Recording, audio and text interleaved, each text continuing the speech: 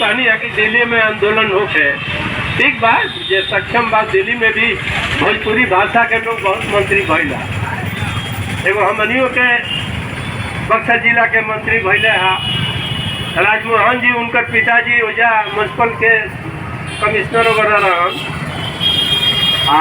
घुमा फिरा के हमनी के हितो हलो आग्रह करे के काम बा कि जे जहाँ भी होके जे राज्य सरकार में होके ये स्वशासित राज्य में होके सब लोग भोजपुरी के बारे में सोचे और ओकरा के उठावे। सबसे बड़ बात बा कि हमने के परिवार में भी भोजपुरी बोले के दूगो बंगाली ट्रेन में मिल जाए तो बंगले में बोल लेकिन दूगो भोजपुरी बोले वाला अगर मिलता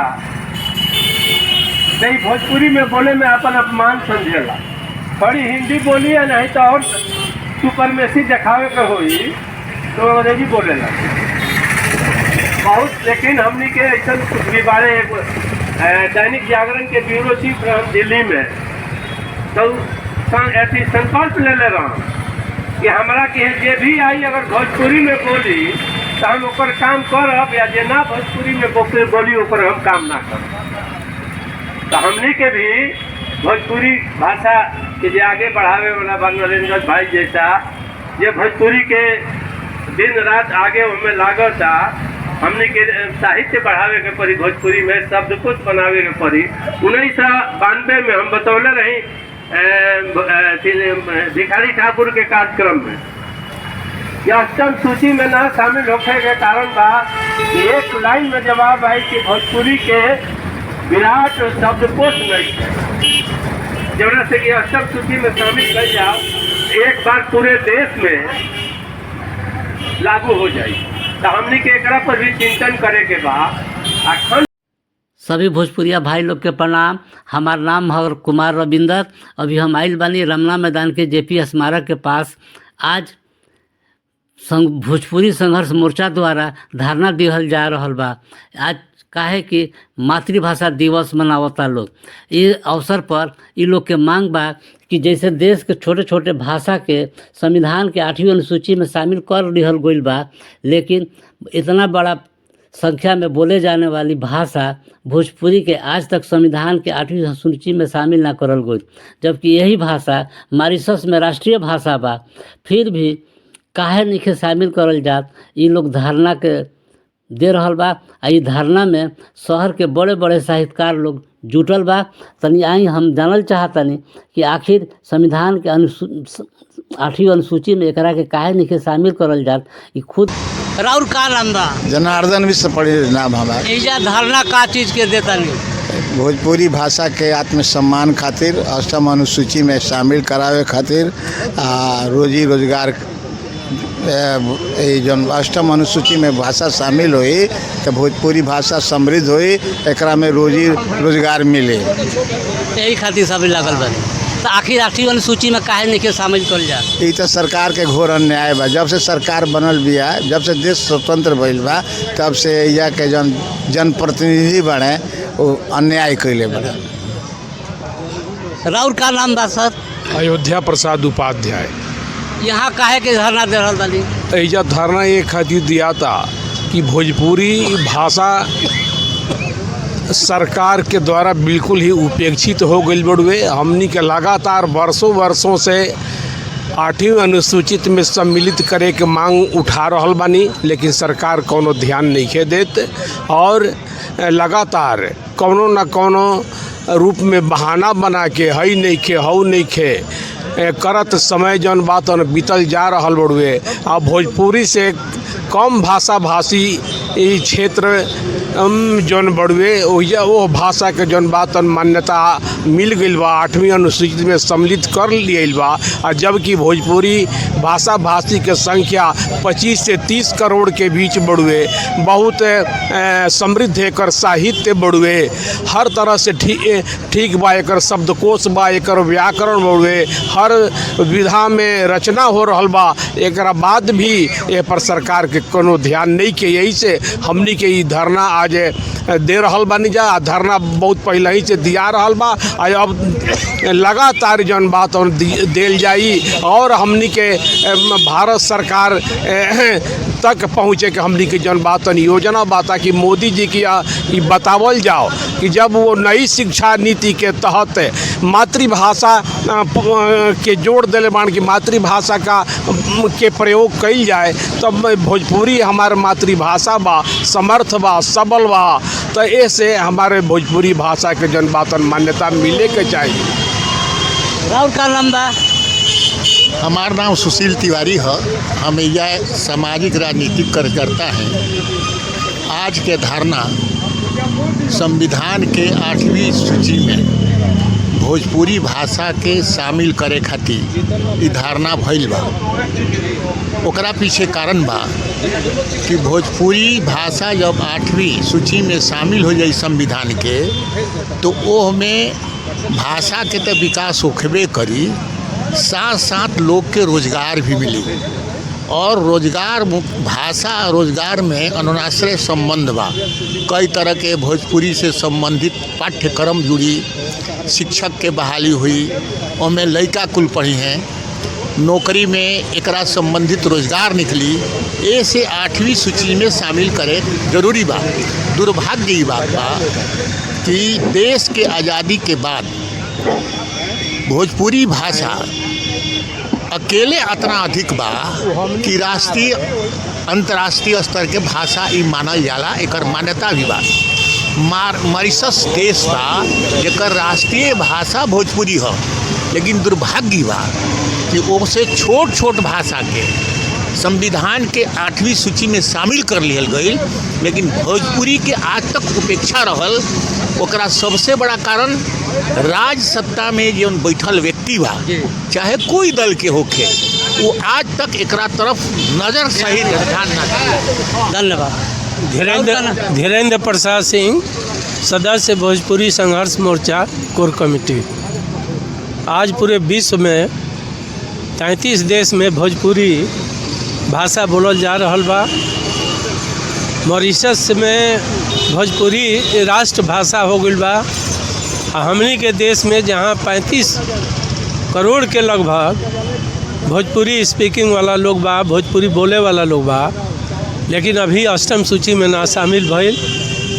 हम तो सीधे साधी एजा के जनप्रतिनिधि लोग पर, पूरे देश के भोजपुरी क्षेत्र के जनप्रतिनिधि लोग पर, जे सांसद बा, खास करके जे विधायक बा, विधान परिषद राज्यसभा के सदस्य बा, यहाँ लोग के लापरवाही के चलते, चूँकि आज भी अगर कुछ लोग एकरा के एकजुट होकर के उठावे तो भोजपुरी 8वीं सूची में शामिल हो जाई, यूपीएससी में मान्यता हो जाई, सब स्कूल कॉलेज में पढ़ाई शुरू हो जाई। धन्यवाद। दोस्तों नमस्कार। इस न्यूज़ चैनल में संविधान के दायरे में हमेशा जन सरकार के मुद्दे उठाए जाते हैं, इसलिए सब अधिक से अधिक सब्सक्राइब करें। इसमें व्यक्त विचार वक्ताओं के होते हैं, उससे चैनल को कोई लेना देना नहीं होता। धन्यवाद। सर राउर नाम का पड़ी? नाम जोगेंद्र सिपड़ी। का प्रश्न का बराबर बोली? रउआ सब ले एजा काहे खातिर जुटल बने? हमने के ये जोरी आइल बनी जा भोजपुरी के 8वीं अनुसूची में शामिल करावे खातिर। एकरा से छोट छोट भाषा, कम बोले वालों कौनो कुछ ओकर बा ना, वो 8वीं अनुसूची में जौन बात शामिल हो गई। वो 8वीं अनुसूची में शामिल हो गए चलते ओकरा बहुत फायदा हो रहा बा। वो भाषा रोजी रोजगार से जुट गई, वो भाषा के टीचर बहाल हो रहे, ओकर पाठ्यक्रम बढ़ गई, ओकर बहुत सारा अखबार निकले लगल, बहुत सारा ऐप बन गई। आई अतहत विशाल भाषा, देश से विदेश तक बोले वाली भाषा, आज तक एक उत्थान ना भइल। जबकि एकरा में एक से एक राजेंद्र बाबू, जगजीवन बाबू, राम सुभग बाबू, लालू जी, मनोज तिवारी, निरहुआ, किशन, ये सारा लोग इनमें भइल, लेकिन आज तक एक पर ध्यान ना दिहल, जरा चलते आज तक अब भोजपुरी उपेक्षित बिया। एक साथ बहुत बड़ अन्याय हो रहा बा। ऐसे हमनी के एक खातिर जुटल बन जा कि अब रोड पर आगे नहीं जा हमनी कहती कि कसहूँ के बाई हुक एंड कुक ये भाषा के 8वीं अनुसूची में शामिल करावे के बा। सर आप थोड़ा परिचय दी। दिवाकर पांडे और भोजपुरी संयुक्त संघर्ष मोर्चा के हम सदस्य बने। जी। काहे का डिजिटल वाली का ई भोजपुरी सब लोग कहता कि भोजपुरी के 8वीं अनुसूची में शामिल होके के चाहिए, वर्षों से आंदोलन चलावता नहीं, एमे का राजनीति बा? राजनीति तो कोनो चीज़ में ढूंढब तो आजकल मिलिए जाई, लेकिन एमे कोनो राजनीति नहीं है। ई हक के लड़ाई बा। हर सभ्यता संस्कृति भाषा के उत्थान खातिर हर सभ्यता संस्कृति वाला लोग भाषा भाषी लोग अपन आवाज़ उठावेला, उनकर हक ना मिलेला। तो भोजपुरी एगो ऐसा भाषा भी वैश्विक भाषा हो गई बिया, खाली भारत के हर कोना में तो मिलिए जाला एकर बोले वाला। ऐसे भी बहुत सारा माने भारतवर्ष के 22 गो से अधिक जिला में बोलल जाला।